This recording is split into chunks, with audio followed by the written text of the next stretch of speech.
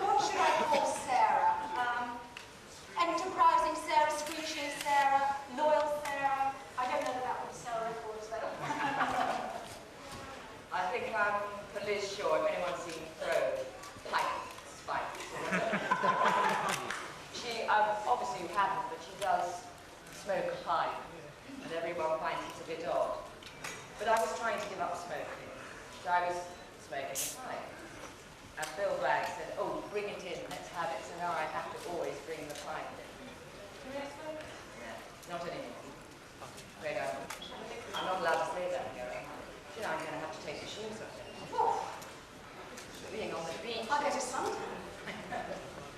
Right, so you were both brought in as companions in major stepping stones in Doctor Who's history. Caroline, you were brought in when John was brought in, Unit, and Colour.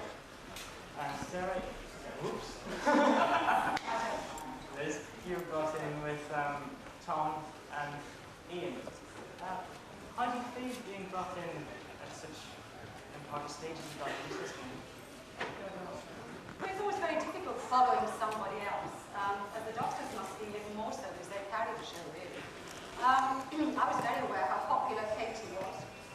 And I used to think when we were out on location, I mean, people would come from behind a rock, there would be no one around, and we'd be out filming, and all of a sudden, people would sort of converge on you. And I would think they would be going to see John, quite rightly so, and I'd sort of hang on the back. No, come on, Sarah, and Liz, come on. Of course, I did get called Katie a few times as well. Yeah, I mean, you just take it in your stride, and you just work and you go home, don't you? You don't think this is going to happen. You don't think years later, you don't think outside of your working day. Because every job up until then, I had worked and I had left. I got paid for sometimes, and I went home. And then all of a sudden, this is just following us around, and it's your past life that goes before you now. It's incredible. I think for me, I'd done so much classical theatre. I'd been at what's now called the Royal National Theatre, and I couldn't get into television at all. I wrote to all these directors and producers, and I never got a reply until I think most of you know the bikini story. I went and had myself photographed in a bikini, and I got all this wonderful letters back and responses, incredible, from the self-same people. Then I got Doctor Who, and I was just thrilled to be actually doing a whole spate of stories in television to prove that you weren't just someone in a long dress who spouted Shakespeare. You could also have a miniskirt and boots. It's nice to get a role at television, to do more than one episode, because you come and you start to get used to the medium, and you're taken away from it. You do one episode or something and you leave, and then all of a sudden you're doing episode after episode, and you just think, oh, this is how. You're given a chance to use the medium instead of the medium using you, as normally happens when you just do the odd one. As I said, you're both brought in the 70s, between the 70s and 74, which is John Pertwee's era. Of course, John Pertwee's now passed away. Would you like to share any little anecdote? A little memory of John with us? I thought, well, the first time I met John, we had to come in for makeup sort of thing, and I'd seen him in comedy and was terribly in awe of him. And he just turned around and was so lovely, and it's very easy to get on with. He's very easy, I remember, with all the plans. And one of his things was to keep everybody happy, especially the actors. And he had this great thing of making a family. He also, sometimes on the set, people would think he was difficult because he wanted to make it a lot better. Not just the technical side, but the acting side. And occasionally people would be say, oh, he's so difficult. He wasn't. He was trying to get a much better program put out. And I think he lifted the whole thing up several notches because he was so caring about it, not only of people, but of the program itself. Rewriting, spending time on the script to get it right and get the story told. And I've learned that from him. Always make the story clear. Don't underestimate, don't overestimate your audience. Very good lesson. Yes, if we ever got any letters in about somebody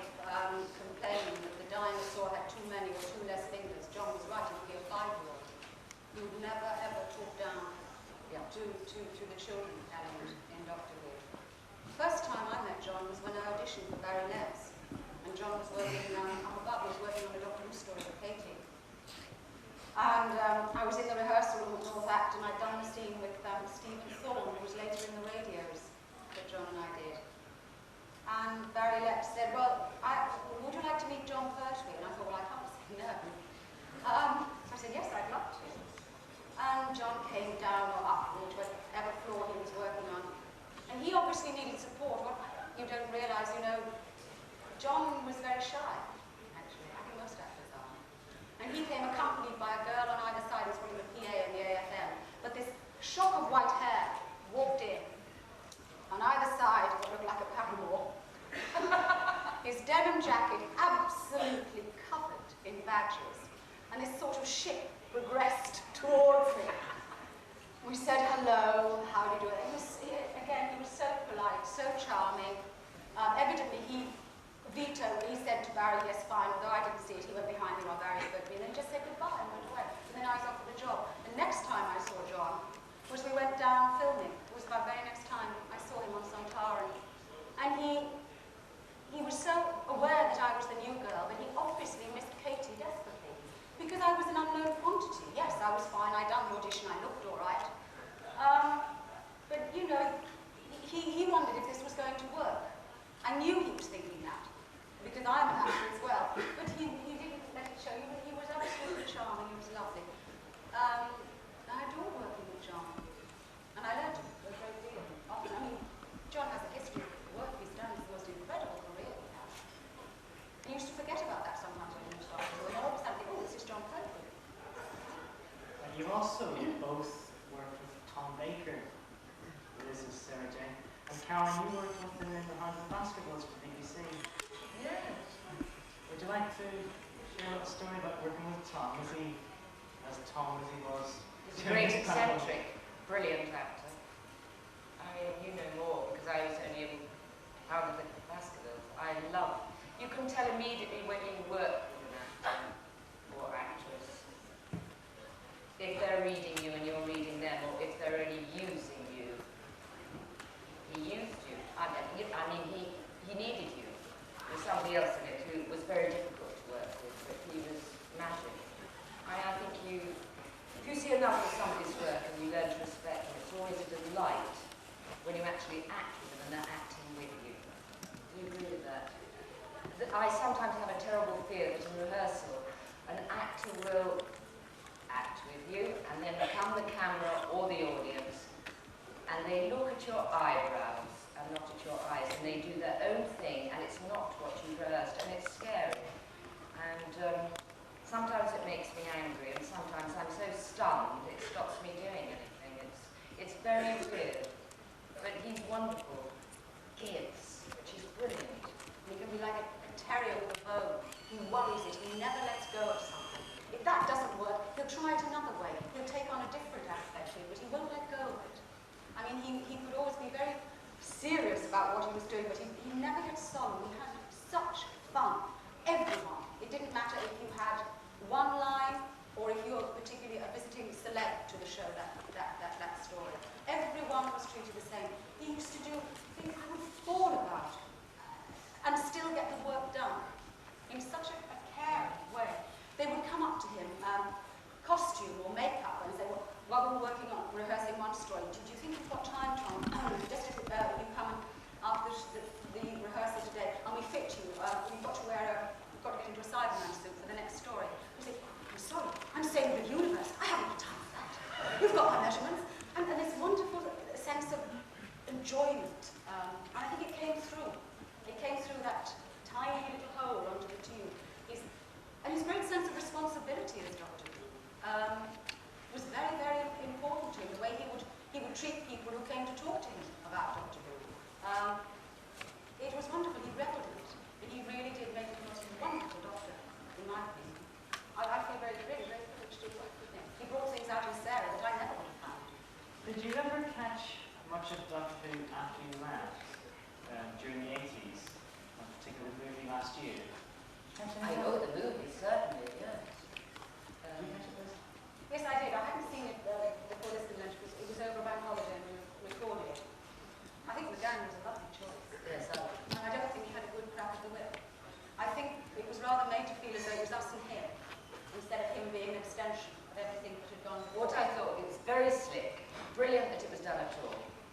He was wonderful.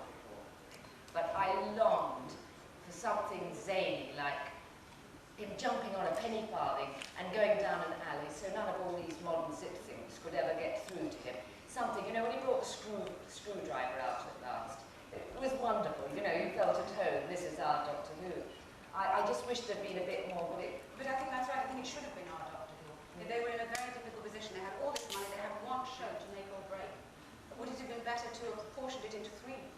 They had enough money. And then to let him gain momentum. And it was neither really, it was thought it was either fish nor fowl. They were trying to please the American audience, they were trying to please the British fans. You can't, you've got to walk the straight path. You can't. It was so biblical. I mean, the resurrection went on for a bit, and then we have the crucifixion with the thing that went on, and there was blood coming down, which I was very naughty, saw that it wasn't in the next shot.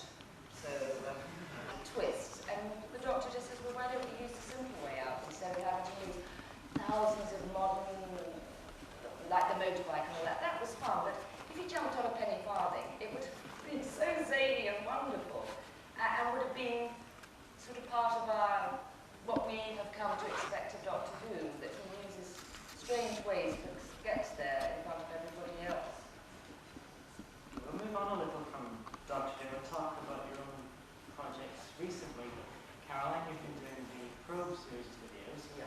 And Liz, we've seen you in the Iceland band. I'm afraid you're going to see more. I got the script, such as tis. I opened it, I was a older mum. Oh, but that's not me. So there we go. I've just done some, we've done 3 new ones that have yet to come out. I think they're for the barbecue season, but believe me, it wasn't as hot as this. I've just done some links to UK Gold. I think we'll start today linking. I'm a slave. I used to play Sarah Jane Smith, but you don't remember all that sort of stuff. We've done those for UK Gold. I think they do start today. And I've done voices, some voices which I very much enjoyed. I'm up to date. And if anyone's interested, I'm at Derby at the moment, Go and in see. Adam Bede, which Geoffrey, my husband, has adapted from the George Eliot book. There are 6 of us, and we play over 30 characters. So come and see it, everybody. 7:30, Derby Playhouse, okay? She won't sign your autographs. No, you have to buy your ticket first. You have to use the starlet. No, that's why I did that. Sounded all a bit stunned. They're listening. I haven't done a bit of listening. I thought they thought, God, she's more quirky than we. The Probe videos that you did, have you fun making those? I really loved it. It's very small, and we have a wonderful team.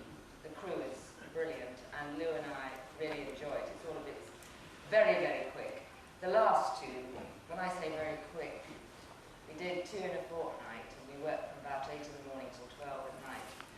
And somebody yesterday said to me, oh yes, Carrie, I can see the shots when you looked absolutely exhausted.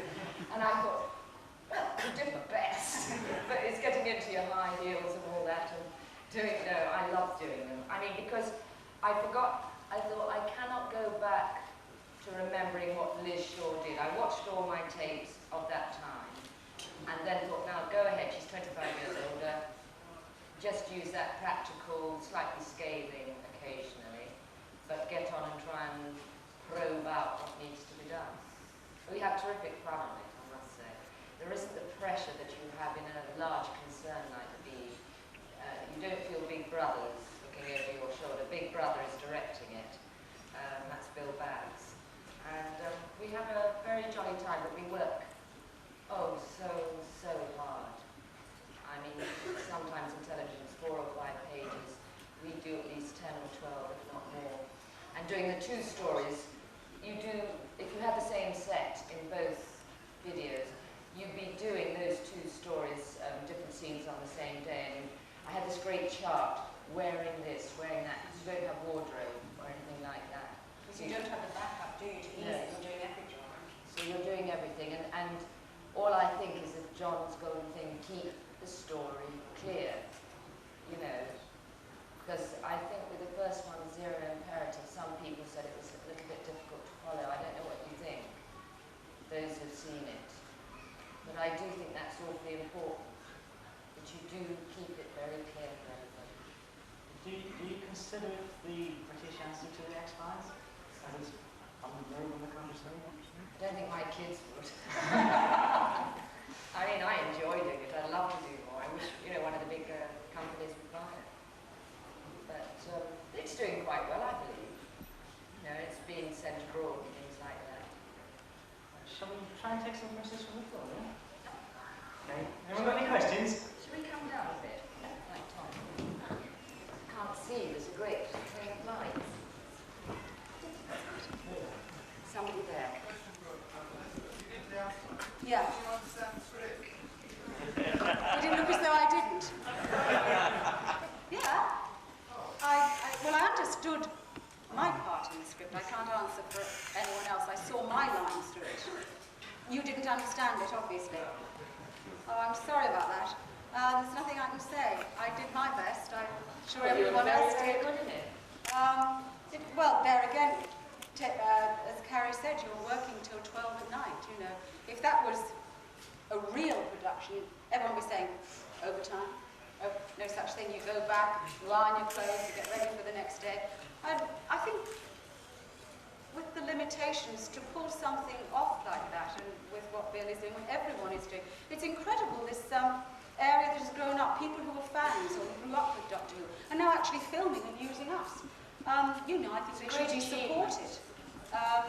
Yeah, I mean, it was not easy to do. I remember all my speaking scenes was on the day I shouldn't have been there, and I stayed an extra half day. And all I could think about, bloody hell, I hope I don't miss the train home, because it was snowing. And you have all that whack to do. You just do it.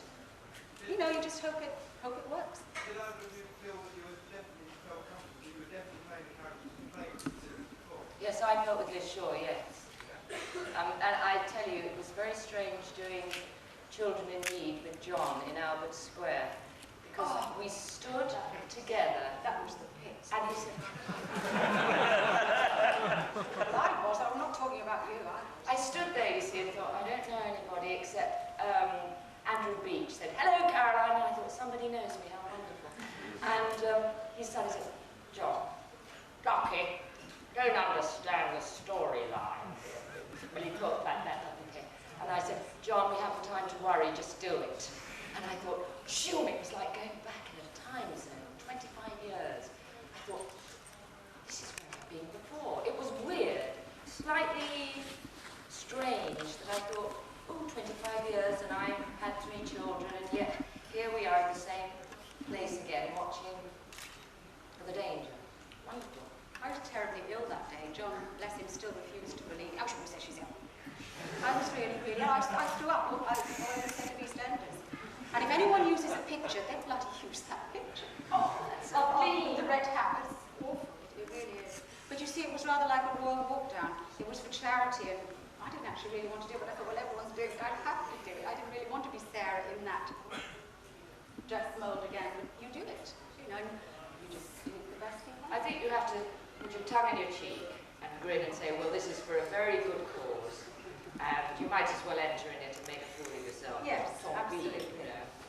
As I get older, I begin not to care so much. I mean, 3 years ago when I came to the first Panopticon, I was like a frightened rabbit. I could hardly walk down until everyone was so wonderful and welcoming. Now I'm so at ease because I've met so many of you. And you've actually given me a lot of confidence in other, like in my own work, which I really thank you for.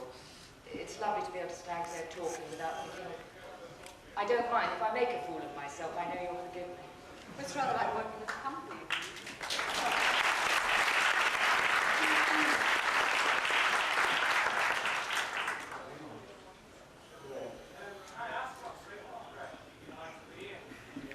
Soap opera you'd like to be in? So what soap opera would you like to be in? Soap opera. What soap opera would you like to star in? Well, one that's with, not one of the usual ones. I think we'd have to be together. We'd have to have a small part, terribly well paid, and know exactly which days we were working. Exactly. With repeats. And with causes that we're allowed to keep. Anyone? Over here. Liz, I Yes. apologise in advance for this question, but I'm under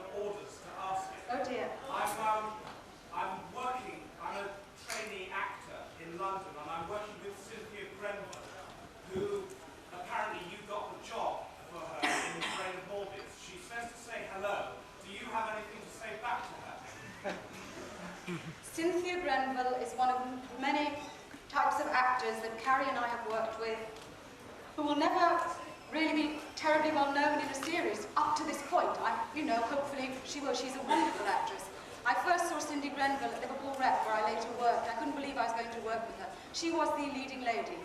She was in Hostage. She was with Anthony Hopkins. She was again, Philip. Brilliant. Brilliant. No, it's just we know Tom, you see. Yes, It's brilliant. And Philip used to love. He was wonderful. I loved him because he was so appreciative of me. He liked me so much because he kept me on.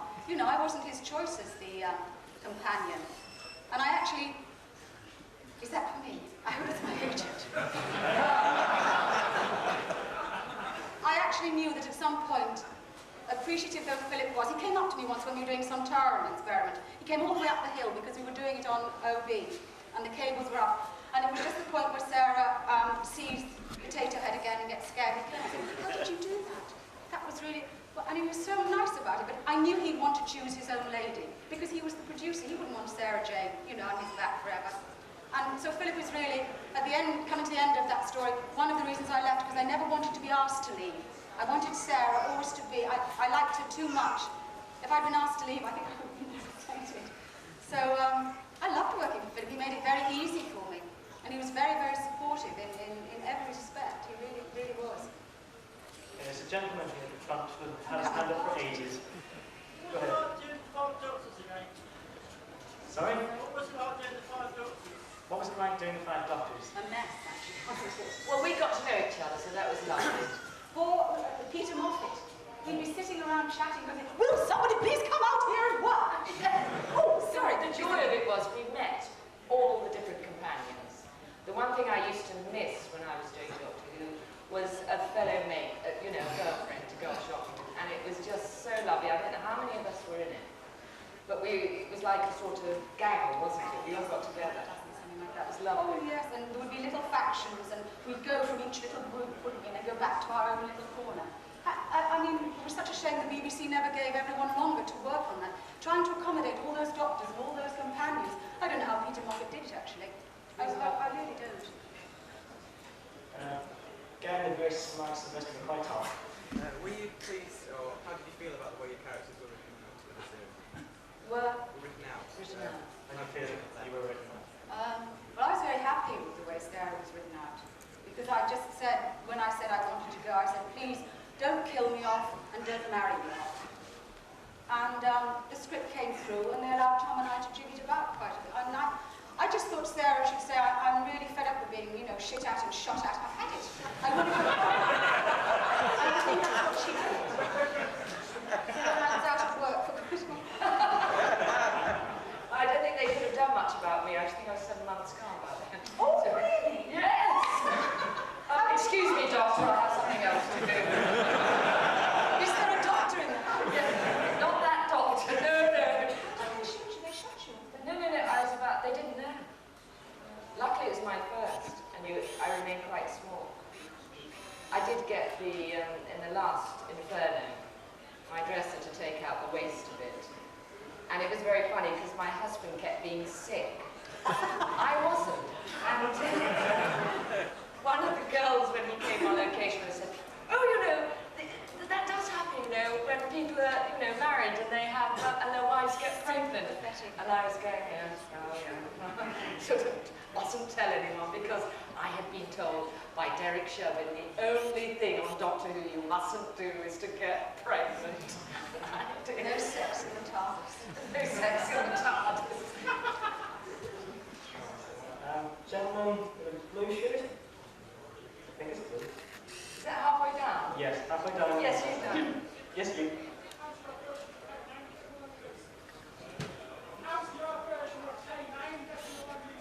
How's your version of K9 getting on these days? Oh, the little one you gave me. Is it you? You gave me one outside Stockport.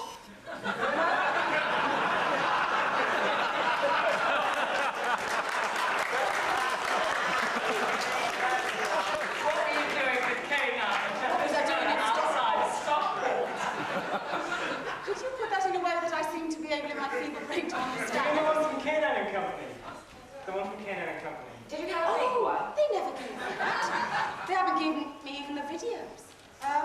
Well, I see John Leeson in Tesco. Quite often. Not Iceland, then. No. I bought two down in Llangollen when I was at a convention. I made two and they're autographed by everybody who was there. So I was told to bring it because they're going to have a bin. But I didn't know till about 5 minutes ago that the bin is for things you hate. So I didn't know what else to give. But anyway, we can auction those two because they're rather fun to make. I don't know if anyone's been to Llangollen, Llangollen. But they've got a factory there where they make all the Doctor Who things and modern railways, and a most marvellous collection of all the monster costumes from Doctor Who, and it's well worth a visit. God, do you think I could go into the tourist trade? Gentleman in black top. You. Yes, you just turned away.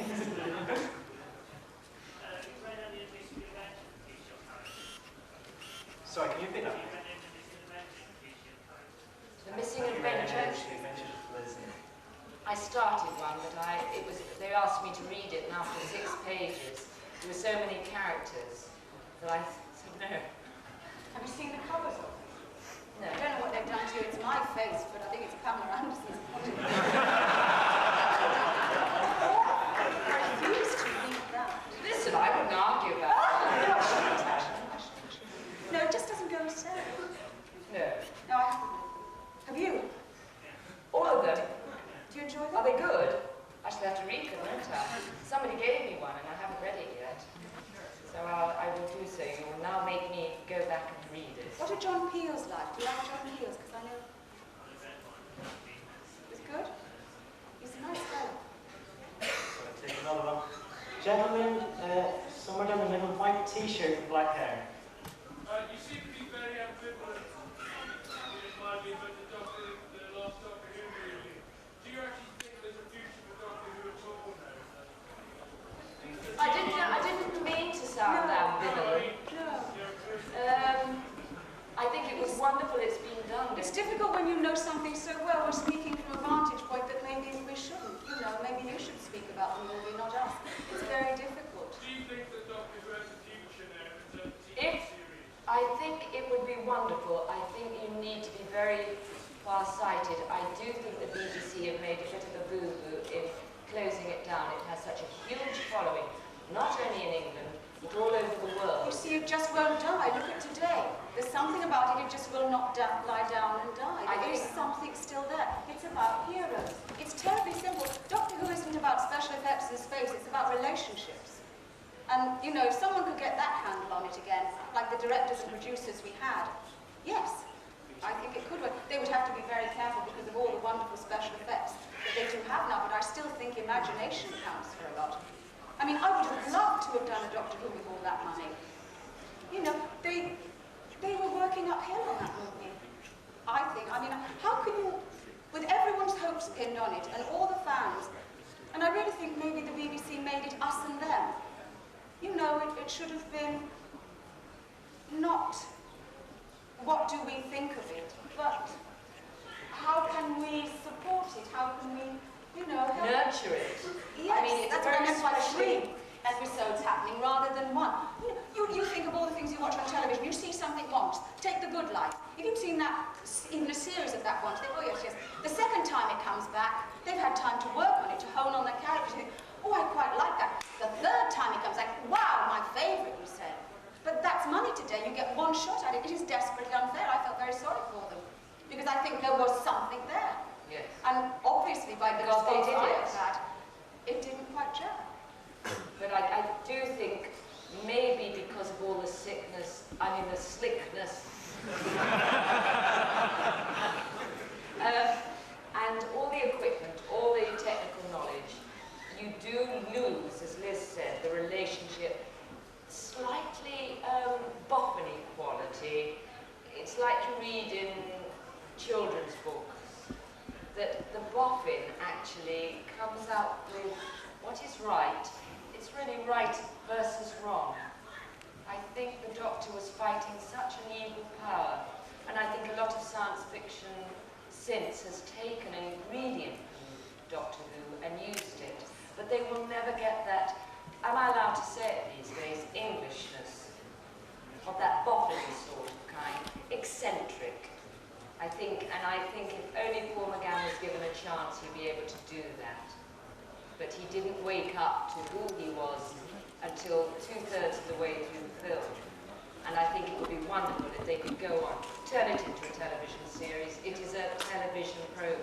It's created for television, not really for the big screen, where you must have all the things. Everybody now expects it. What can you do when you have, what was that film about the whirlwind? You know, tornado. I need Twister.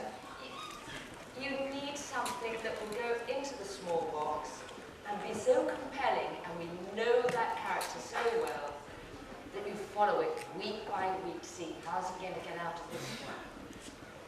You see, it is familiarity. I remember travelling down on a coach with Tom going filming. I never knew where we were going. We just used to sit on this coach, and off we go into the night. It was about 6 o'clock. It was the time Doctor Who was going out on a Saturday evening. We were going past these houses, and Tom said, "Do you know what this?" He said, "We could stop at any one of these houses. I could knock on the door, and I could say, 'Excuse me, I'm the doctor. Can I come in and watch myself?' And he said, 'No one,' he said, 'I bet you would say no.' They'd say, 'Come in, doctor, have a cup of tea.' And that's the sort of quality I think you have to capture with Doctor Who. This safeness, this comfortability. You do need safeness, you do need familiarity. I mean, It's not easy. No.